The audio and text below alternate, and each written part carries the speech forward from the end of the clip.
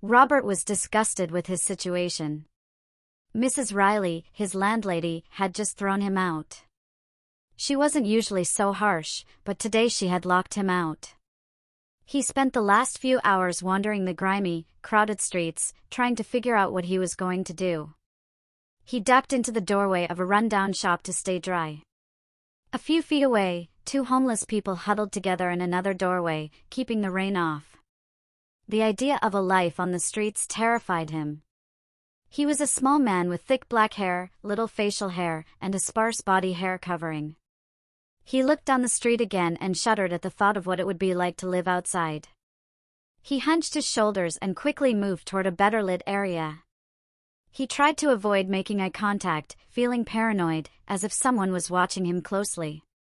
He reached the nicer part of town and stopped outside a boutique, standing under the awning to stay dry. As he stood there, he replayed what had happened with Mrs. Riley.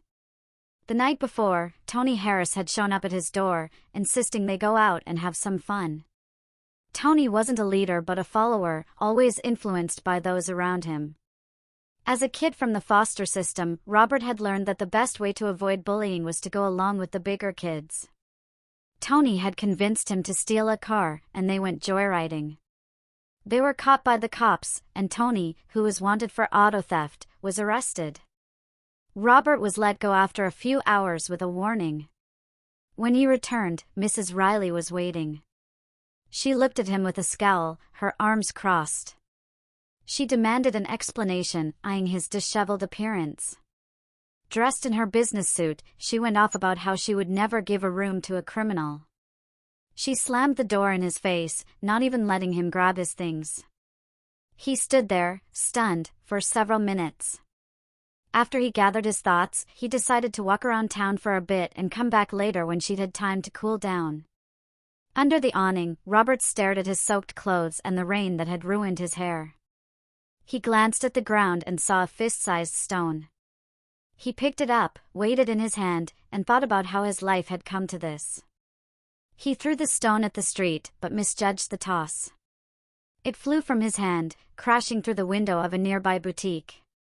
For a moment, he stood frozen, shocked by what he had just done. He quickly left the area, feeling as though the word vandal was stamped across his face. The sense of being watched grew stronger.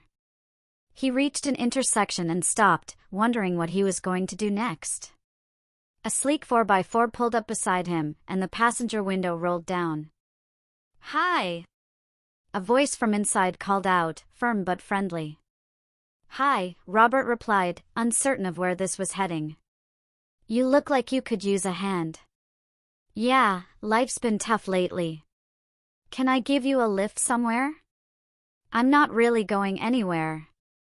"Anywhere's fine." "I'm Olivia Stevens." "A pleasure." "Well, hop in." Robert climbed into the passenger seat of the vehicle, getting a good look at the woman. She seemed like someone used to being in control, confident and well-dressed. Her hands, adorned with a gold bracelet marked with an eye-shaped sigil, rested lightly on the steering wheel. The symbol seemed to wink at him. He blinked, convinced he had imagined it, and settled back in his seat, barely able to see over the dashboard of the large vehicle. Olivia started asking him questions about his past. Olivia seemed determined to pry into his past, forcing Robert to carefully consider his responses. She asked about his childhood and the games he used to play. He hesitated, aware of the one secret he wanted to keep hidden. Growing up in foster care, he often played with the girls, especially enjoying playing house. He was typically chosen to be the little girl in the family, a role he found comfortable because it spared him from competing with the boys. As he reflected on it, he began to think about where things had gone wrong, about the company he had kept as he got older. The conversation continued as they drove through the town, the ride smooth and effortless in the high-end vehicle. They left the town and entered the suburbs, passing by well-kept homes. Robert wondered where this ride was taking him. Olivia stopped asking questions, focusing on the road as the urban landscape gave way to rural roads. Her confident driving matched her commanding presence.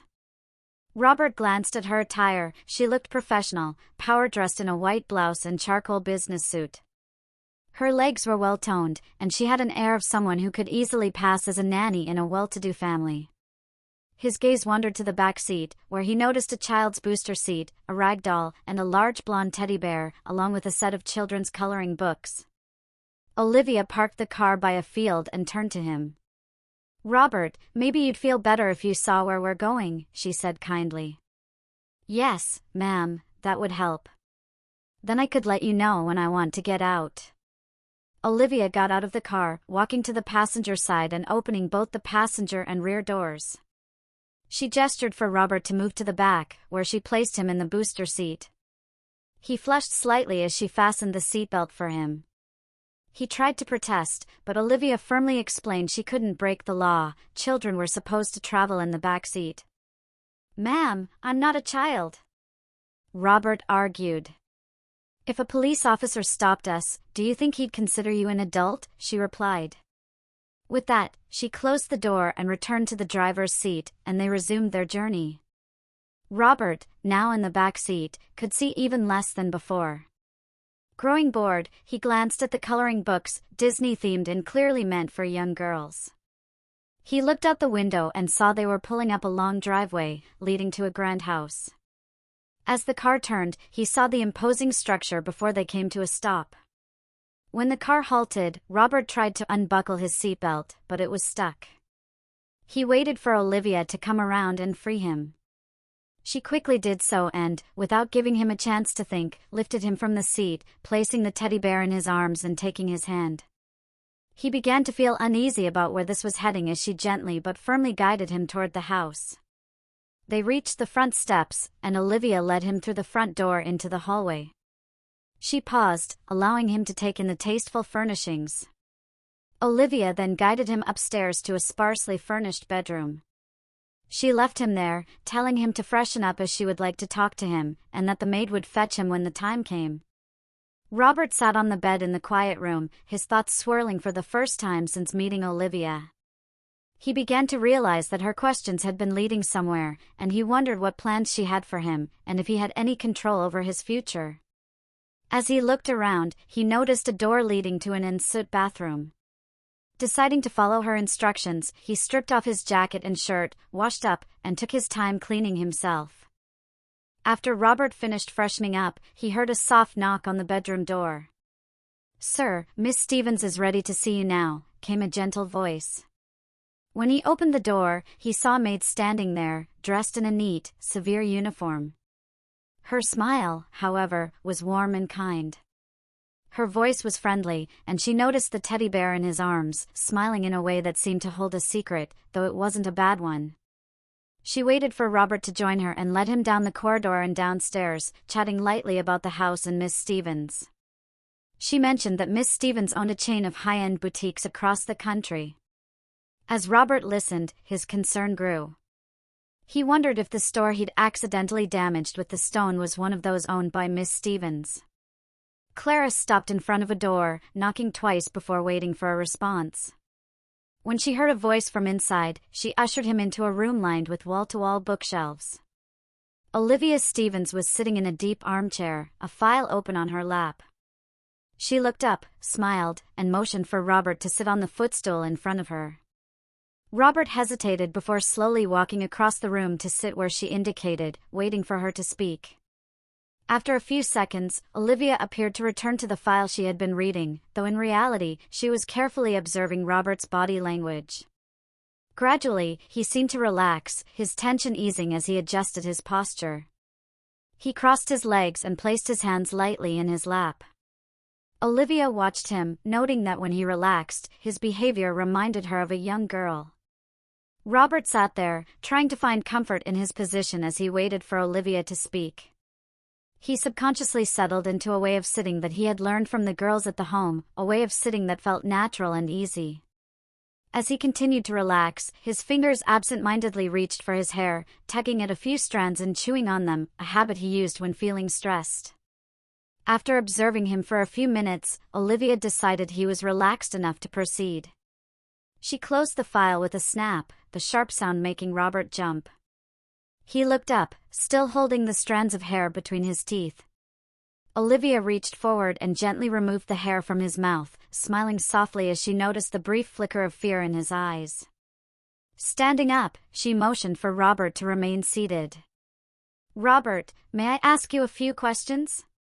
"I'd like honest answers," she said. "Yes, ma'am, I'll try," Robert responded. His manners, even in his discomfort, seemed almost childlike when faced with her commanding presence. "Good," Olivia said, crouching down to meet his gaze. She took a deep breath, considering her next words. "Robert, when you were younger, did you ever play with girls?" "What do you mean? I'm not some kind of pervert," Robert protested, feeling defensive. "I didn't mean it like that," Olivia reassured him, her tone calm. "What I meant is, when you were younger, did you play games with the girls?" Robert's face reddened, and he looked down at his shoes, unsure of how to respond. He had promised to answer truthfully, but now he wondered what Olivia would think of him. He was embarrassed by his childhood memories, especially the fact that, until he was 13, he had enjoyed playing house with the other girls at the home. Olivia patiently waited, observing him closely. Robert seemed lost in thought, and she could see the tension leaving his face as he recalled happier times. A smile spread across his face, moving from nervousness to genuine happiness. She noticed he had started swinging his legs, almost as though he were a young girl. "Yes, ma'am, I did. I enjoyed playing with the other girls. We played house and tea parties," he admitted. Olivia blinked, slightly taken aback by his answer. She thought she had misheard him. Did he really say other girls instead of just the girls? She began to wonder how Robert viewed himself. She watched him carefully as he became aware of his relaxed posture and tried to adjust. He slouched back into the seat, but Olivia could tell it was forced. She smiled to herself, remembering that one of the bookshelves contained children's books. "Robert, why don't you take a look at the bookcases over there?" Olivia suggested, gesturing to a set of shelves near the fireplace. "See if there's a book you'd enjoy?" Robert stood up, walked over to the shelves, and scanned the chestles. Halfway down the third shelf, he spotted a book he'd always loved and pulled it from its place. He returned to the footstool and sat down again, opening the book and beginning to read. As he relaxed, his mannerisms seemed to shift, becoming more feminine. He giggled at a funny passage in the book, unaware of Olivia's observant smile as she nodded to herself. She sat back in her armchair, contemplating what to do next. The young man had damaged one of her stores, and she was still uncertain about his intentions. For 15 minutes, Olivia watched Robert as he became completely engrossed in the book. The chessel was Rapunzel, and she wondered if Robert identified with the imprisoned princess in some way. "Robert, do you like the book?" Olivia asked, purposely using a more feminine version of his name to gauge his reaction. When Robert looked up and realized she had called him Roberta, tears welled up in his eyes and began to roll down his cheeks. Olivia immediately felt a pang of concern, worried that she had caused him distress. She began to prepare herself to call Clara to take him back to town. "Miss Stevens, please don't think badly of me," Robert pleaded. "Why would I think badly of you?" Olivia asked, genuinely puzzled. "Because I want to be a girl," Robert blurted out, his words rushing out all at once. He went on to explain his feelings, about how, growing up, the girls seemed to be treated better than the boys. Boys had to compete with each other to be the toughest, and showing any sign of care or gentleness was seen as weak. He had learned to hide his true desires and had tried to become more macho to make up for his lack of size. He became a follower to protect himself, which ultimately led him into trouble. He had always stayed away from bullying as much as he could, preferring to look after the younger kids in the home. As Robert continued sharing his story, Olivia felt tears well up in her eyes as well. She found herself deeply moved by his vulnerability.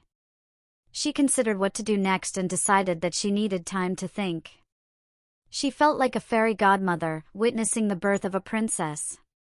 In many ways, the analogy felt fitting, especially with the bracelet she wore, the Eye of Gaia. It symbolized her true calling as a white witch, one who used magic for the good of others. She had always longed for a daughter, and though her initial reaction had been to punish Robert for the damage he caused, her heart was softening toward him. "Robert, why don't you take the book upstairs?" Olivia suggested. "Clara will show you to your room and help you get ready for dinner."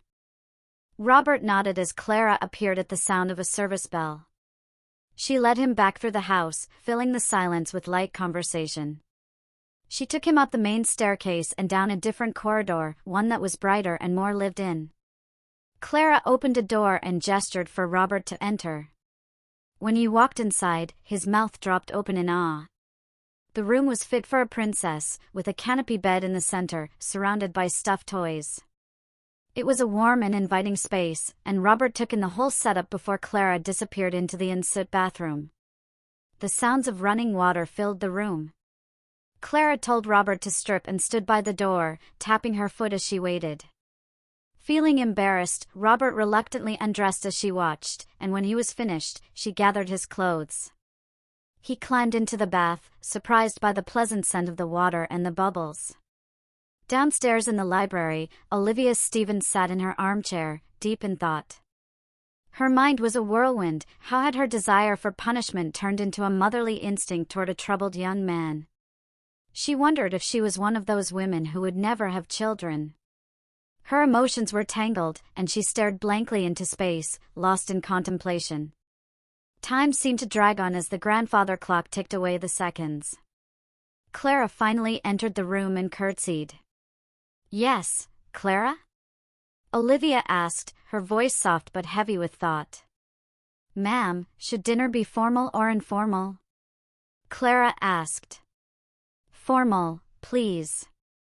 Inform our guest, and ask if they would like to use the clothes in the closets.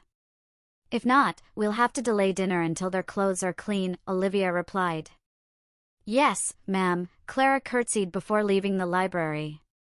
Olivia turned her attention back to the fire, her thoughts swirling as she considered the situation. It was clear that somewhere deep within the young man was a girl waiting to be set free. She wondered if it was the right thing to help him become who he truly was. She took a deep breath and settled deeper into the armchair, picking up the file once again. Her shops were doing well, and she thought about how she might leverage her stocks for a greater profit. But as she sat there, the feelings she had for the young man, whom she was starting to see in a new light, only grew stronger. An hour later, Clara returned to the library, her smile wide and practically glowing with excitement. She curtsied deeply before speaking. Just then, a knock came at the door, and it slowly creaked open. Olivia looked up, her face registering surprise. There stood Robert, but he wasn't quite Robert anymore. His raven black hair had been styled into a neat pageboy cut, and he dropped a clumsy curtsy that made Olivia bite back a laugh. "Good evening, Miss Stevens. Is this formal enough for dinner?" he asked. Olivia nodded, a smile tugging at the corners of her lips, and Robert's face lit up at the unspoken compliment. He blushed, and Olivia found herself even more confused. His actions were undeniably girlish, and the dress he wore, a child's party dress, only added to the confusion. Slowly, Olivia stood and walked toward him, inspecting the dress for any flaws. "Ma'am, dinner is served. If the young miss would like to follow us," Clara said, breaking the silence. Olivia led the way to the dining room, noticing that 2 places had been set, one at the head of the table for her, and the other on her left. A bottle of wine sat next to her glass, while a water glass and a small jug of blackcurrant juice were set at the second place. Clara guided Robert to the second chair and pulled it out for him. After Olivia sat down, Clara placed Robert, now dressed as Roberta, at the second place, pouring him a glass of cordial and filling Olivia's glass with wine. Dinner was served, Olivia's usual gourmet fare, and a child's meal for Roberta. For the first time since leaving care, Robert felt truly happy. He ignored the ridiculousness of his dress and instead relished the feeling of it. He asked Miss Olivia to call him Roberta or Bobby, and she agreed, causing him to smile. Dressed as he was and treated the way he had always wished to be treated, he felt complete. When the dessert course arrived, Clara served him a child's portion of ice cream, which he eagerly devoured. Olivia chose coffee over dessert, watching him with a thoughtful expression as she considered what to ask Roberta. As the meal concluded, the two of them moved to a sitting room to watch television. Olivia, though enjoying the moment, was beginning to feel conflicted about what she would ask Roberta. Then, she remembered her vows as a white witch. Her magic could only be used for the good of those it was aimed at. If what she intended to ask was wrong, the spell would not work. This realization helped her relax as she watched the drama unfold on the screen. She reached for a small, thin wooden box, inside which lay a straight twig of white rowan. "Robert," she began. "It's Roberta, ma'am." "Robert." "Yes, ma'am?" "May I ask you a question?" "Of course, ma'am." "Were you forced to wear the dress by Clara to please me?" "No, ma'am. Clara offered to have my clothes cleaned, but when I saw the closets full of these beautiful dresses, I wanted to look pretty. It's been a long time since I played house as a little girl. We would dress up, but never in a dress as beautiful as this." His face brightened as he reminisced about his happy childhood moments. "So, Robert, if you could be Roberta full-time, would you want that?" "Ma'am, I guess you think I'm a pervert or sick," he said, his expression shifting to one of sorrow. "Robert, I was going to punish you for breaking the window of one of my shops, but my feelings have changed," Olivia began. "You see this bracelet? It's called the Eye of Gaia. It gives me the ability to perform magic. I want to grant you your desire, but I also long for a child, a daughter. Would you become that daughter for me?" "Ma'am," the response came out with a high-pitched, girlish squeal. "Can I call you Mommy?" "Yes, Roberta, you may." With that, Olivia firmly grasped the rowan wand and tapped it against her palm. She then instructed Roberta to fetch an old book from the library. Roberta scampered off, almost skipping in her excitement, and Olivia smiled at the childlike glee that echoed down the hallway. Roberta soon returned with the book, placing it on Olivia's lap before sitting on the floor, waiting patiently. Olivia began flipping through the ancient pages, scanning them for a particular spell. When she found it, she carefully removed the page, reading it slowly. She raised the rowan wand, stood over Roberta, and began the incantation. "Sala morta invictus." Olivia intoned. As she spoke, a white light flowed from the wand, enveloping Roberta. The light pulsed with rhythmic energy, growing stronger and weaker, and a voice seemed to join with the pulse. The light and the voice fluctuated together, and as the magic swirled around Roberta, her features began to soften. Her face lost its years, becoming more youthful and childlike. Her body shrank, rounding out with baby fat, and the clothes she had been wearing fell away as her form changed. She stood up unsteadily, her body adjusting to the new sensations. The area between her legs was surrounded by a pink mist, and the transformation continued as the last changes took place. Olivia watched closely, relieved that there was no pain involved in the spell. The light faded, and in Roberta's place stood a small girl, the transformation complete. The final change took place as Roberta's raven-black hair shifted to a soft auburn color, matching Olivia's. The little girl stood there, thumb creeping towards her mouth, and a look of concern crossed her face. She began hopping from foot to foot in distress, her eyes pleading with Olivia. Olivia realized that the large amount of cordial Roberta had consumed before the transformation might be causing some discomfort. She rang for Clara, and when the maid arrived, she asked her to fetch a potty chair from the nursery. However, before Clara returned, it was too late. Roberta stood amidst the soggy clothes she had been wearing before the transformation, her face flushed bright red. She looked at Olivia, her lip trembling. "I'm sorry, Mommy," she said, tears welling up in her eyes. Olivia walked over to her new daughter, lifting her into her arms and hugging her tightly. She let warmth flow from her to soothe the child's worries. Without saying a word, Olivia turned to Clara, who silently gathered up the soiled clothes and left the room. Olivia followed her, carrying the child upstairs to the bathroom, which was connected to the master bedroom and the nursery. Clara quickly returned and began drawing a bath for Roberta, adding bubble bath to the water. The two women bathed the child, and Roberta happily splashed in the water, embracing her new carefree, childlike freedom. After the bath, Olivia dressed Roberta in a soft outfit, including thick training panties, and tucked her into a cot in the nursery, letting her sleep soundly. The following morning, Roberta awoke feeling a little disoriented, confused about where she was. She looked around the room, her gaze falling on a large blonde teddy bear. It was enormous. As she reached out to touch it, she noticed her hand. My God, I must still be asleep and dreaming, she thought, staring at her chubby little girl's hand. As she moved it, though, sensations returned to her mind, further confusing her. Roberta lay there for what felt like an eternity, moving her hand in and out of her field of vision. She could feel the soft pink blanket brushing against her hand, and as her gaze shifted, she saw a set of bars just tall enough to keep her from falling out of bed. Her mind began to spin as she realized how she was thinking. Everything was she, her, and mine. There was a sensation of bulk between her legs, keeping her from drawing her legs together. Her waist and legs felt tight, the bulk clammy against her skin. Mommy, Mommy. She heard a childish voice cry out, and it took her a few moments to realize the voice was hers. After the cry, a woman's face appeared in the doorway, framed by a gentle smile. Roberta recognized her as Mommy Olivia, and a smile spread across her face as she watched the woman approach the bed. Olivia walked over to the little bed and looked down at the child under the blanket. She reached down to tickle Roberta, and the sound of a child's giggle filled the room. Olivia couldn't help but laugh along with her new daughter. Clara appeared, looking a bit disheveled. She glanced between Olivia and Roberta, silently assessing her duties and wondering how she would find time to care for the new little one. With a sigh, she started running a bath for Olivia to wash the child, then headed back to her room to change into her uniform for the day.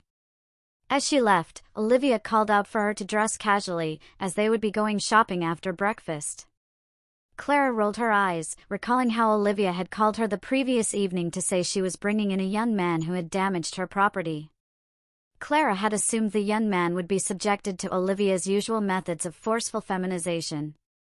But now, things had taken a strange turn, and the young man had revealed his deep desire to be a little girl.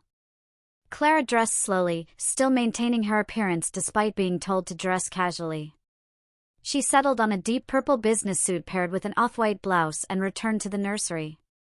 Inside, Olivia was finishing dressing Roberta, who was now in a pair of training panties. On the dresser lay a pair of frilly rumba panties and a pretty party dress. The closet doors were open, revealing an almost empty space. Finally, Olivia managed to dress the little girl, who now looked no older than 3. Her hair was long enough to be styled into 2 braids. Roberta sat on the dresser while Olivia added ankle socks with frills at the top and matching shoes to complete her outfit. Roberta began to remember what had happened, and a smile spread across her face.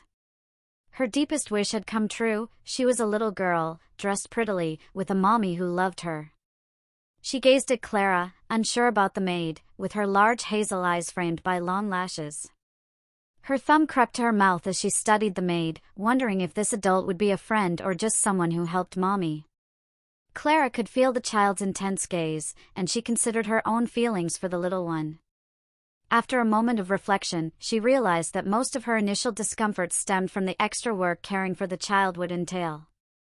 Olivia noticed the exchange between Clara and Roberta and, after a brief thought, decided to address the matter.